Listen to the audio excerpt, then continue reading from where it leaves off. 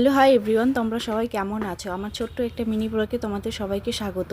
মেয়ে আর আমি আজকে যেহেতু ছিল বৃহস্পতিবার, মেয়ে আর আমি চলে গেছি জমিতে গিয়ে দেখি যে গাজর গাছ কত সুন্দর লাগছে দেখতে। গাজর গাছগুলো সব ভীষণ সবুজে সবুজ, খুবই সুন্দর লাগছে। তার জন্য ভাবলাম যে একটু ভিডিও করে নিই।